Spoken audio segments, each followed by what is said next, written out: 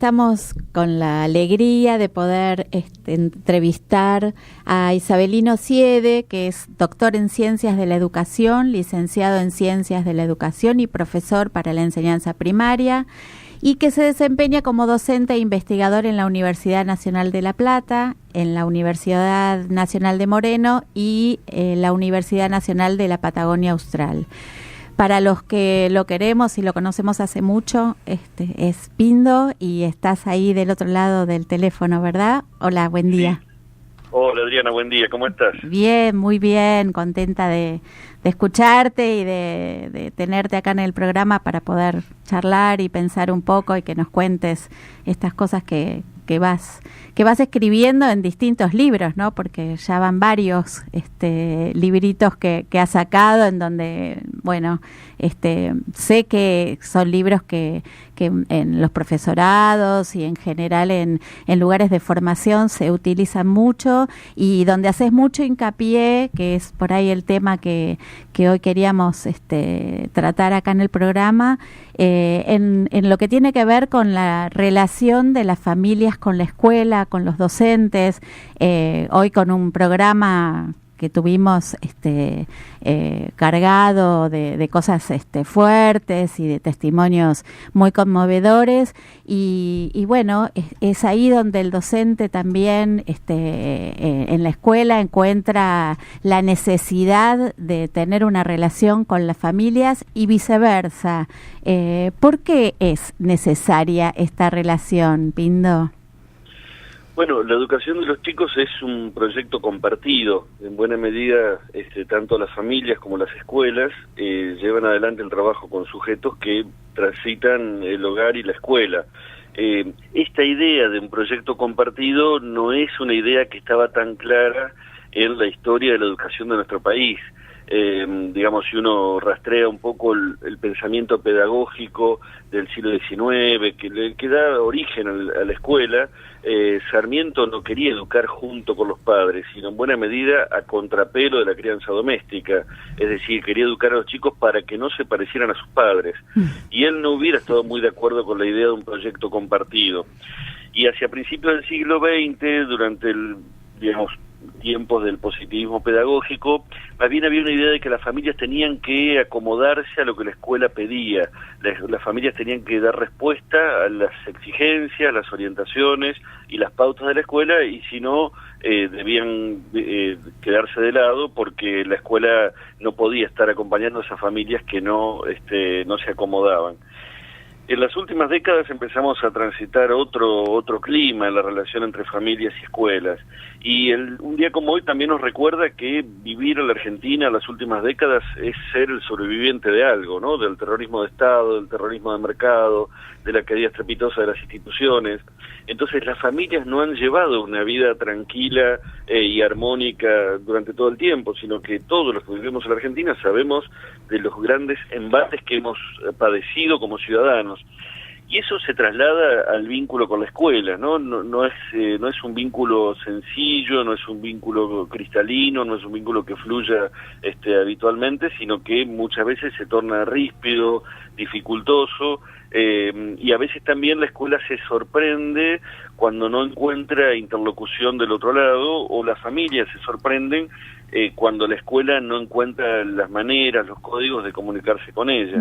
Claro, en realidad, si lo pensamos así como vos venís relatando, la idea sería poder encontrar como un equilibrio en no ser invasores digamos, hacia la familia, y que la familia no esté pretendiendo todo el tiempo una comunicación, digamos, absoluta, ¿no? Entonces, ese equilibrio es el que generaría, digamos, como una fluidez que en muchísimos de los casos ayuda al proceso de acompañamiento que hacemos los docentes en relación a lo que les pasa a los pibes en la escuela, ¿no?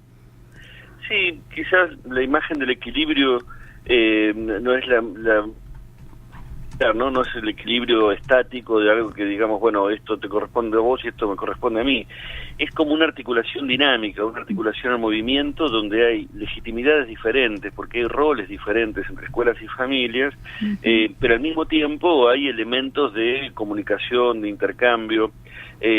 Digo que hay legitimidades diferentes porque parte de lo que hemos ido construyendo como una sociedad pluralista desde la transición democrática en adelante es la idea de que en Argentina podemos tener diferentes creencias, diferentes estilos de vida, diferentes formas de tramitar nuestro modo de ser varón, nuestro modo de ser mujer, nuestro modo de ser adulto o niño, y cada familia tiene legitimidad para buscar su modo de ser feliz.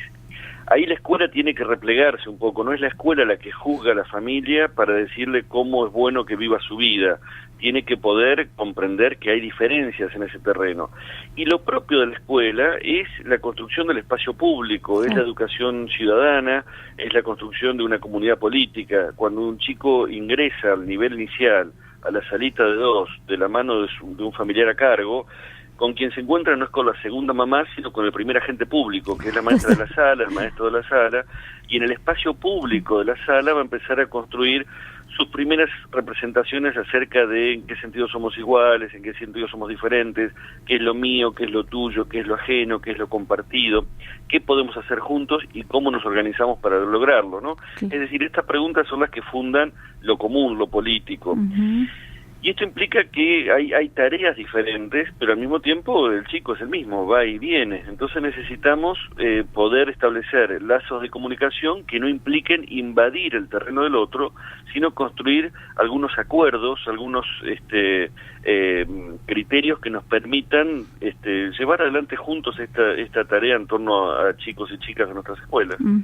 Claro, muchas veces, sobre todo en jardín, con los más chiquititos, las familias llegan a las escuelas pidiendo o con la expectativa de que los chicos aprendan a compartir, ¿no? Esta es una frase bastante escuchada. Y por ahí los que tratamos de desmitificar un poco eso, porque los chicos no sé si tienen muchas ganas de compartir a los 2 años, hablamos más de convivencia, ¿no? En relación a lo que estás diciendo, de poder, acceder a otros modos de funcionamiento que no están acostumbrados.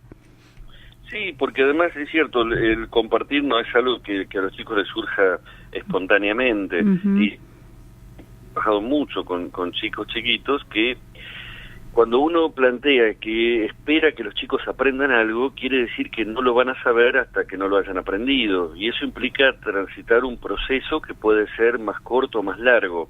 Y a veces las familias llegan con ciertas ansiedades, ¿no? Como yo quiero que mi hijo pueda compartir, espero que ya lo haga la primera semana en la sala del jardín. Y la escuela tiene que poder ahí poner un poco de freno a las expectativas, es decir, esto va a ir de a poco, ¿no? Digo porque además el compartir es algo que cada vez más nos ocurre que se aprende particularmente en el espacio de la escuela.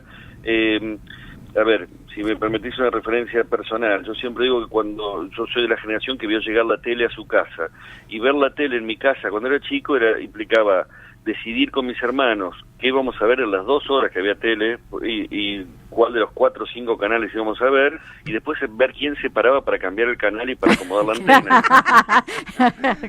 Un gran desafío. Claro, hoy eso no pasa. En buena parte de las familias cada chico tiene su pantalla. Es decir, se van acomodando buena parte de los elementos tecnológicos de la familia para que cada uno satisfaga su necesidad, su interés en el momento. Digo esto en familias de sectores medios, altos y sectores populares, ¿no? O sea, hay pantallas de tablet, de celular por todos lados. ¿Dónde aprenden los chicos a negociar con otro que vamos a hacer juntos? Eso que antes ocurría en el ámbito doméstico, cada vez más va ocurriendo en el ámbito de la escuela. Por primera vez los chicos se encuentran con otros que tienen otras ganas en ese momento de usar los mismos juguetes, de decidir qué vamos a hacer, de compartir el espacio. Y se encuentran también con una maestra que tienen delante y que no pueden cambiar apretando ningún botón. Claro. O sea, no es que cambie el canal porque puedan usarlo con control remoto. Esto implica que algunos aprendizajes que antes se daban en la crianza doméstica se van desplazando cada vez más a ocurrir por primera vez en el espacio de la sala. Y no son aprendizajes costosos y a veces costosos, ¿no? O sea, ¿por qué los chicos pueden salir golpeados del jardín? Y porque están aprendiendo. O sea, si los chicos juegan con otros en un espacio acotado, lo probable es que todavía no tengan dominio de sus brazos, de sus piernas, y por ahí vuela una patada, por ahí vuela un manotazo, y a veces la familia se escandaliza y es el jardín el que tiene que decir, mire, estas cosas pasan, o sea, los chicos tienen que aprender a compartir en un espacio, y en el medio a veces puede pasar que haya algún accidente, no de gravedad, ¿no? sino porque estamos conviviendo en el mismo espacio. No, se me ocurría preguntarte en relación a cuáles son los obstáculos por ahí que vos detectás en relación a lo que le pasa a un docente cuando quiere comunicarse con las familias. Mira, obstáculos hay muchos. Yo creo que algunos particularmente relevantes tienen que ver, uno, con las imágenes estereotipadas del pasado, ¿no? O sea, me encuentro con muchos colegas que siguen creyendo que las familias de antes eran armónicas, ordenadas, los niños respetaban a sus padres, los padres cuidaban a sus hijos, y que las de ahora son defectuosas, deficitarias, anormales. Cuando uno rastrea la historia de las familias de la Argentina, siempre fue un espacio conflictivo, lleno de tensiones. Digamos, el ámbito doméstico estuvo atravesado por muchísimos momentos de conflicto, y no históricamente todos los padres y las madres se han ocupado de los hijos, ni los hijos han respetado a sus padres. O sea, cuando uno se mete en la historia de las familias de la Argentina, encuentra mucha tela para cortar. Claro. Y lo mismo la representación de que antes las familias y las escuelas se llevaban de maravillas, que eran todo una comunicación fluida, y que ahora eso no funciona. Tampoco es así. Digamos, a veces me encuentro con colegas que piensan que las madres llegaban sonrientes a la escuela, a la mano de los hijos, y la maestra los esperaba sonriente a la puerta, y entre sonrisa y sonrisa se agradecían, se saludaban, y con dolor de mandíbula de tanto sonreír iban intercambiando los pibes. Y no es así. Digamos, la historia de todos los que han transitado la escolaridad durante la historia del sistema educativo saben que ha sido una relación ríspida, con diferentes modalidades y de diferentes tonos. La tercera representación, que a mí me parece que también influye fuerte, es la proyección de la propia historia en la historia de los demás, ¿no? Muchas veces me encuentro con colegas que me dicen, no, antes los padres se ocupaban de los hijos. Por ejemplo, en mi casa, la siguiente frase siempre es, mi papá, mi mamá, en mi familia. Y digo, a veces nos ha ocurrido a los docentes que hemos sido buenos alumnos en la escuela, que hemos tenido una familia que acompañaba, ¿no? Y yo siempre digo, hay colegas que se sentaban en la primera fila de la escuela, y llegar a ser maestro o maestra significó avanzar un metro y medio, ¿no? Y darse vuelta y mirar al resto del aula. Claro. Y cuando miran al fondo del aula dicen, esto antes no pasaba. Y yo le digo, sí pasaba, lo que pasa es que ahora lo veías porque estaba sentado adelante. Claro. O sea, no descubriste todo lo que pasaba a las familias de esa época. Bueno, me parece que las representaciones que tenemos adentro a veces nos dificultan mucho poder dialogar con las necesidades, las demandas, los intereses de las familias que concurren hoy a la escuela. Sí, está bueno poner esto en palabras como para que uno pueda como hacer consciente todas estas cosas y decir, a ver, en qué me identifico yo con alguna de estas cuestiones que vos planteás. Te saludamos de acá, Pindo, Julio y Elena, ¿cómo estás? Hola, ¿cómo están? Bien. Estamos escuchando muy atentamente esta entrevista que te está haciendo Adriana Beckerman, y que la verdad que está súper interesante. Estas comparaciones que estamos haciendo de pasado y presente, y estos mitos que se quedan instalados. Claro, exactamente. ¿No? Porque además pensábamos esto de cuántas veces los docentes ponemos en juego determinados prejuicios a la hora de interpretar o de acompañar o de ver, digamos, qué le pasa a algún alumno, tomando en cuenta estas cosas que vos decías, digamos, de la propia historia o de cosas que uno le parece que podría ser, pero no está muy seguro, ¿no? Sí, efectivamente, los prejuicios, los utilizamos cotidianamente y nos orientan en muchas decisiones de la vida, como docentes y fuera del aula también. Y es cierto que un docente tiene como responsabilidad trabajar sobre esos prejuicios, poder ir trabajando sobre sí mismo en esa mirada de los otros, en el vínculo con los otros, y tratando de poner en cuestión sus propios prejuicios o su propia historia. Es un trabajo arduo, si se quiere, pero al mismo tiempo es apasionante. A veces los docentes me dicen, pero es que me desgasto mucho, me cansa mucho el diálogo con las familias.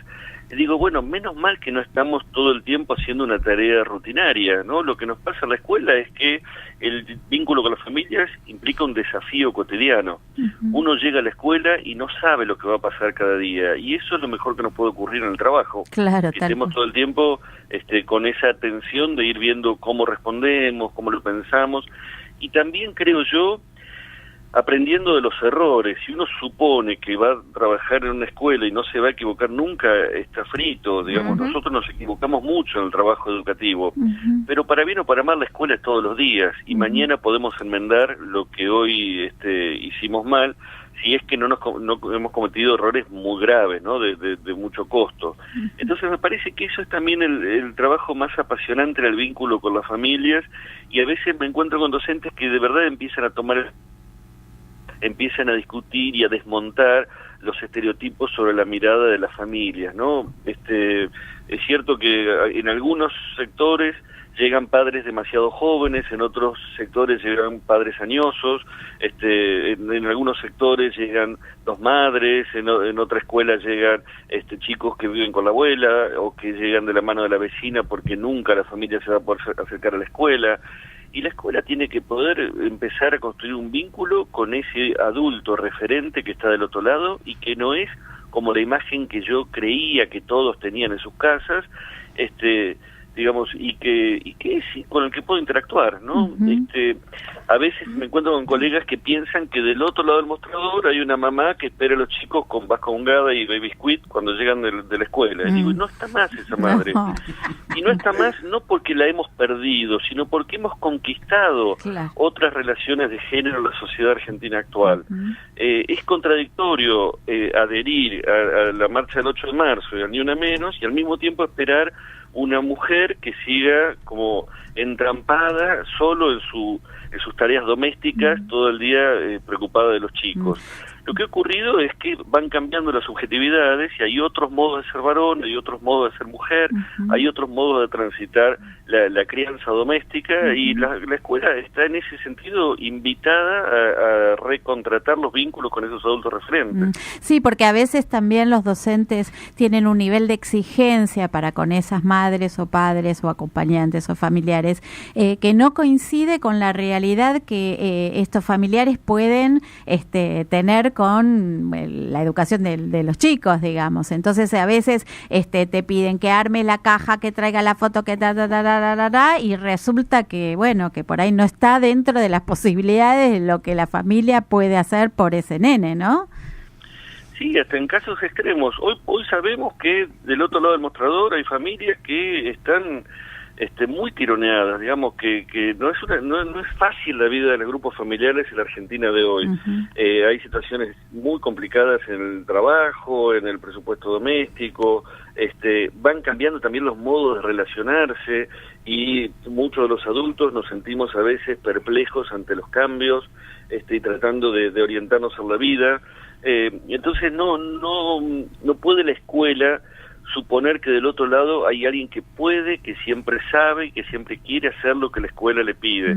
Eso es una construcción muy lenta, que lleva su tiempo, y que las familias también agradecen cuando lo logran. Pero, digo, a veces la escuela desconoce desde adentro de la escuela lo que significa la intemperie de las familias, ¿no? Hace un tiempito leía las memorias de una amiga cuya madre está desaparecida, que fue desaparecida durante la dictadura, y ella contaba que cuando iba a la escuela, llegaba el día de la madre y le hacían hacer el regalo, y ella decía, pero yo no tengo mamá, mi mamá está desaparecida. Y la profe de plástica, en lugar de poder decirle, bueno, a ver, contame qué te pasa, le decía, bueno, fíjate a quién se lo querés regalar y se lo regalás. O sea, el nivel de ocultamiento de la realidad social que ocurre por fuera de la escuela puede ser altísimo, y de un costo muy alto también para los chicos. Y no estoy diciendo con esto que no exijamos a los grupos familiares, sino que tratamos de pensar en qué podemos exigirles y en qué no. En buena medida también la escuela es un espacio donde empezar a exigirle a los grupos familiares que sean un espacio de cambio, donde se reconozcan los derechos de todos los miembros, y a veces es bueno que la escuela le demande a las familias que atiendan derechos de los chicos que tienen adentro, o que atiendan derechos de las mujeres, pero tiene que ser ese el reclamo, no que hagan las cosas en el modo y el ritmo que la escuela los va pidiendo, sino que vayan tendiendo a esa relación de inclusión y de reconocimiento dentro del ámbito doméstico. Claro. La verdad es que, bueno, podríamos seguir conversando muchísimo sobre estos temas. Yo creo que es un tema clave en la revisión que los docentes tenemos que hacer de cuál es el momento actual, de cuál es la postura, cuál es el rol y la posición que tenemos que tomar en relación a todo esto que vos decís y de la diversidad que nos llega en cada una de las escuelas, y que me quedo con esta frase que dijiste hace un ratito en relación a la responsabilidad que tenemos de revisar estos temas y de revisar nuestros prejuicios y desde dónde miramos a cada uno de los alumnos. Y por supuesto, en un programa como el de hoy, en donde hemos trabajado tanto y hemos escuchado tantos testimonios en relación al 24 de marzo, bueno, creo que nos queda todo esto como para seguir pensándolo por mucho tiempo más, ¿no? Te agradezco muchísimo, Pindo. Ojalá pronto podamos volver a charlar. Siempre hay tema para pensar juntos, para reflexionar, para charlar y bueno, tener como una mirada distinta de lo que tiene que ver en relación a la comunicación entre las familias y las escuelas. Bueno, muchas gracias a ustedes, un abrazo grande. Bueno, un beso grande.